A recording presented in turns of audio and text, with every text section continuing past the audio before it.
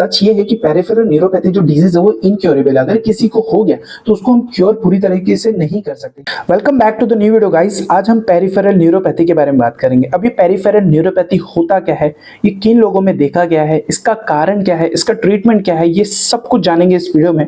तो वीडियो बहुत ही इंफॉर्मेटिव होने वाला है, तो इस वीडियो को पूरा जरूर देखना। तो चलिए स्टार्ट करते हैं। ओके, सबसे पहले आता है हमारा ओवरव्यू। अब देखिए, कोई भी डिजीज जानने से पहले आपको उसके टर्म के बारे में पता होना बहुत इंपॉर्टेंट है। तो अभी हम देखेंगे पेरिफेरल न्यूरोपैथी का मतलब क्या है, पेरिफेरल न्यूरोपैथी का एग्जैक्ट मतलब क्या है। अब देखिए, हमारे बॉडी में सीएनएस होता है और एक पीएनएस होता है, दो नर्वस सिस्टम होते हैं, ठीक है, peripheral and central nervous system. अब सेंट्रल नर्वस सिस्टम में क्या आता है, ब्रेन एंड स्पाइनल कॉर्ड, ये दो हमारे किस में आता है, सीएनएस में आता है, सेंट्रल नर्वस सिस्टम।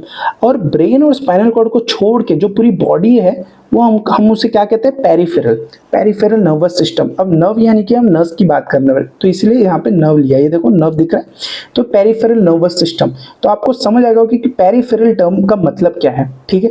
अब समझते हैं न्यूरोपैथी का क्या मतलब है। अब देखो, न्यूरोपैथी, न्यूरो यानी कि नर्व, पैथी यानी कि जो डैमेज होना, उस कंडीशन को हम कहते हैं न्यूरोपैथी।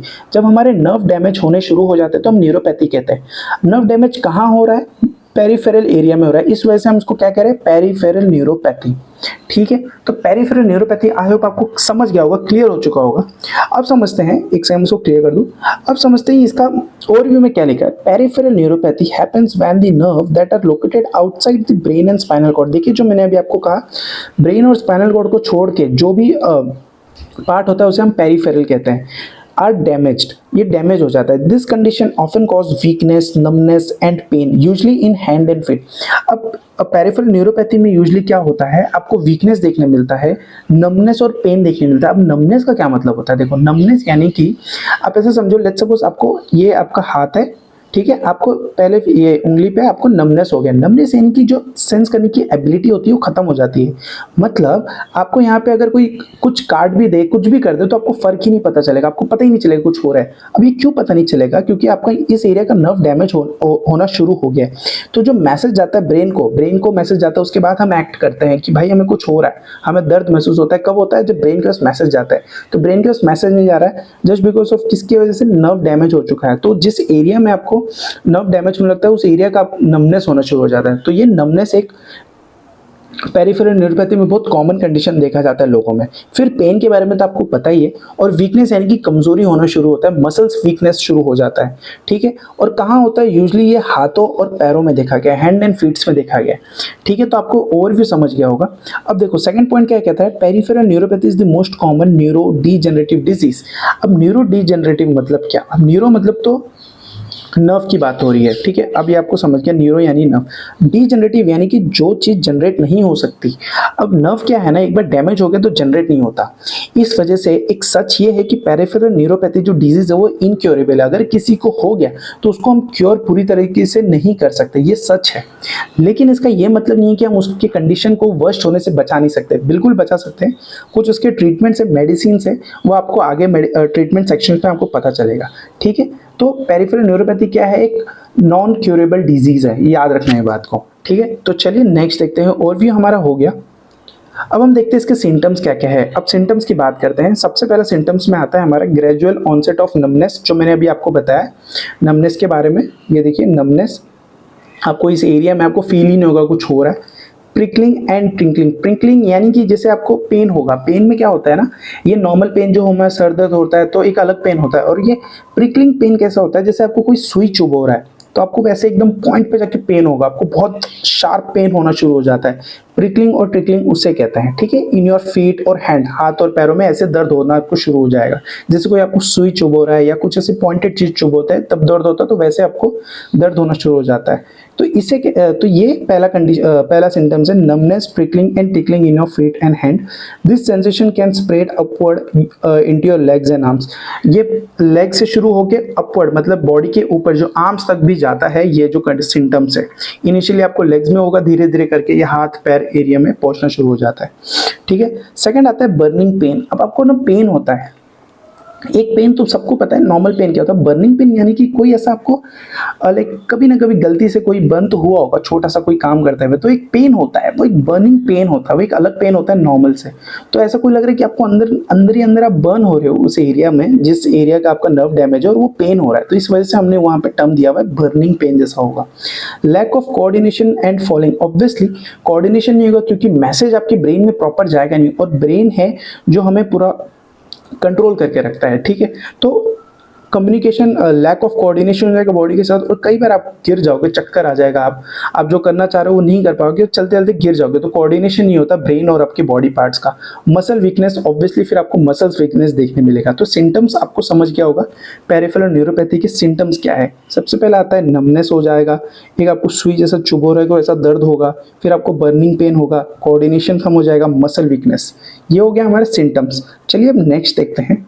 इसमें अब आप देखते हैं कॉज, किस कारण क्यों हो रहा है पेरिफेरल न्यूरोपैथी, इसका पीछे का एक्चुअल रीजन क्या है होने का, ठीक है। सबसे पहला आता है auto immune disease. Auto immune यानी कि देखो इम्यूनिटी जो होता है आपकी बॉडी का प्रोटेक्टिव वो होता है, वेपन होता है, ऐसा समझो। बॉडी में आपके लिए कोई लड़ाई कर रहा है, तो उसको वो सिस्टम क्या है, इम्यून सिस्टम है। जैसे आपको बाहर के पैथोजेंस, आपको नॉर्मली कोई भी बीमारी हर दिन नहीं होती ना, कभी कभी होती है, वो कौन बचा के रखता है, आपको इम्यूनिटी बचा के रखता है।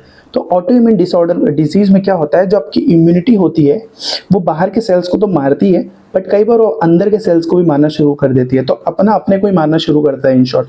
तो वो होता है ऑटो इम्यून डिसऑर्डर या फिर डिजीज।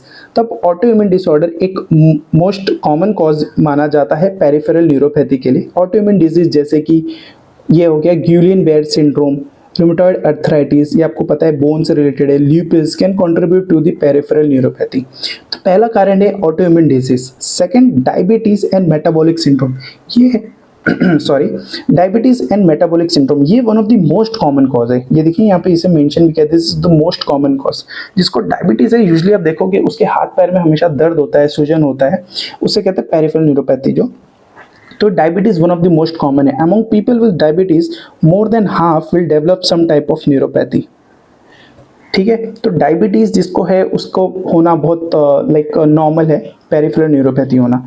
थर्ड क्या है हमारा, कोई आपको इन्फेक्शन है, इन्फेक्शन जैसे कि सर्टन वायरल और बैक्टीरियल इन्फेक्शन जैसे Lyme disease, shingles, hepatitis C, B, leprosy, diphtheria और एचआईवी, ये सब हमारा इन्फेक्शन होता है, ठीक है। वायरल और बैक्टीरियल मिलकर जो इन्फेक्शन होता है, इस कारण भी आपको पेरिफेरल न्यूरोपैथी देखा गया है। तो हमारा कॉज क्या हो गया है, पहला ऑटोइम्यून डिजीज जिसको है, सेकंड डायबिटीज जो कि मोस्ट कॉमन है, ये हमारा मोस्ट कॉमन है, और फिर आता है फिर इन्फेक्शन। ये हो गया हमारे कॉज, इन कारण की वजह से। और भी कॉज है लेकिन ये माना जाता है कि बहुत लोगों में कॉमन देखा गया है, इस वजह से इसको डिस्कस किया है, auto immune, diabetes and infection, ठीक है। चलिए कॉज समझ गया होगा आपको। अब देखते हैं डायग्नोस, इसको कैसे चेक करते हैं कि एक्चुअल में पेरिफेरल न्यूरोपैथी है या कुछ और है। तो बेसिकली सबसे पहले डॉक्टर क्या आपको रिकमेंड करता है कि आप जाइए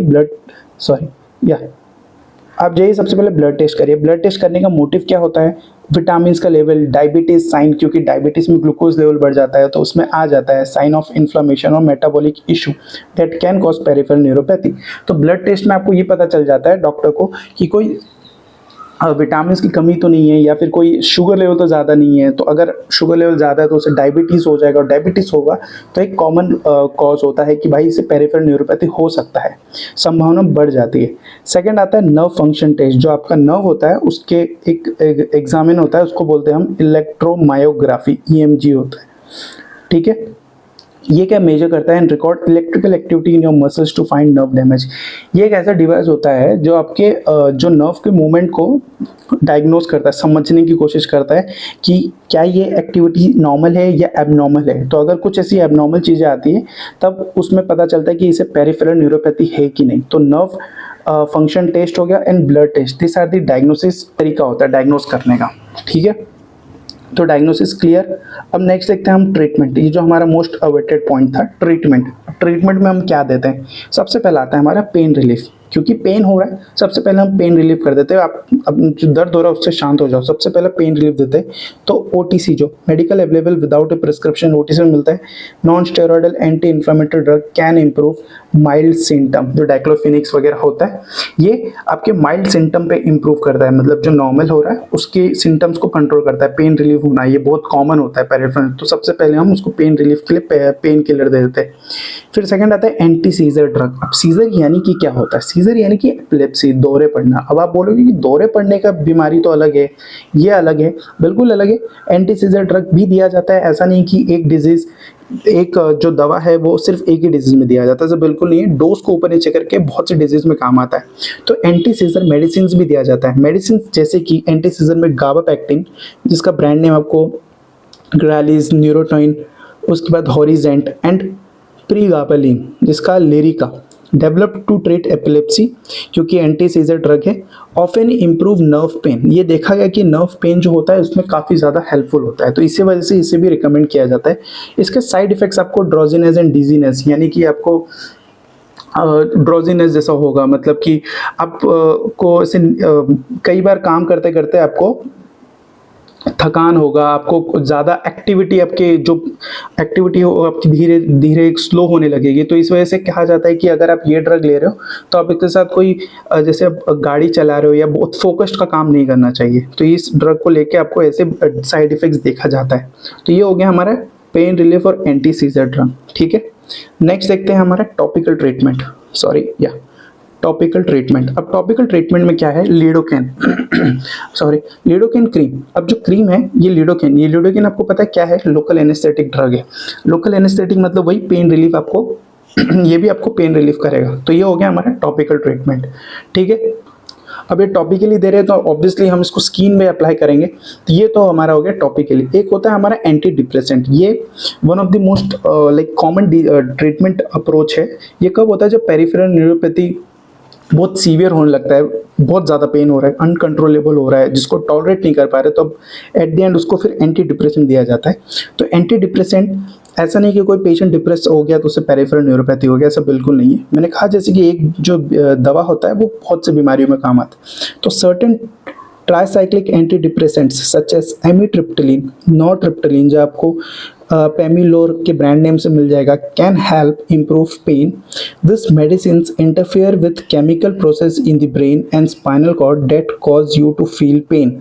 मतलब ये आपको पेन कैसे होगा? देखो, नमनेस आपको मैंने बताया था, नमनेस आपको क्यों हो रहा है? क्योंकि आपके ब्रेन में मैसेज नहीं जा रहा, तो आपको पता नहीं चल रहा है कि आपको कुछ है। तो नमनेस के केस में क्या होता है कि आपके ब्रेन में मैसेज जाना बंद हो जाता है, तो आपको पता नहीं चलता है कि आपको पेन हो रहा है, क्या हो रहा है। कुछ ऐसा ही एक्शन एंटी डिप्रेसेंट करता है। ये आपके क्या कर रहा है? केमिकल प्रोसेस में इंटरफेयर करता है, कहाँ? ब्रेन एंड स्पाइनल कॉर्ड में, जिससे आपको जो फील है, पेन का फीलिंग है, वो आपको कम हो जाता है। आपको पता ही नहीं चलता कि मेरे को पेन हो रहा है। तो ये भी एक तरीका है इसको ट्रीट करने का। तो एंटी डिप्रेसेंट क्या हो गया? क्योंकि ये इसको जड़ से नहीं हटा सकते। आपको मैंने बताया इसको जड़ से क्यों नहीं हटा सकते, बिकॉज ये एक नर्व डिसऑर्डर है। तो नर्व क्या है? डीजनरेटिव होता है, उसको जनरेट नहीं किया जा सकता है, तो हम इसको क्योर नहीं कर सकते, लेकिन इससे रिलेटेड जो सिम्टम्स है उसको रोका जाता है। इस वजह से हम ये ट्रीटमेंट्स देते हैं, जिसमें आता है हमारा टॉपिकल हो गया, topical treatments, anti depressant, pain relieve कर देंगे उसके बाद उसको ये जो जितने पेन होंगे उससे रिलेटेड पेन को हम कंट्रोल कर लेंगे, लेकिन हम उसको पेन क्यों हो रहा है उसका कारण जानने के बावजूद भी हम उसको पेन आने से रोक नहीं सकते, बिकॉज वो नर्व से रिलेटेड डिजीज़ है, ठीक है। तो आई होप आपको वीडियो इन्फॉर्मेटिव लगा होगा। इसी तरह इन्फॉर्मेटिव वीडियो देखने के लिए इस चैनल को सब्सक्राइब कर ले। This is Shivam signing off.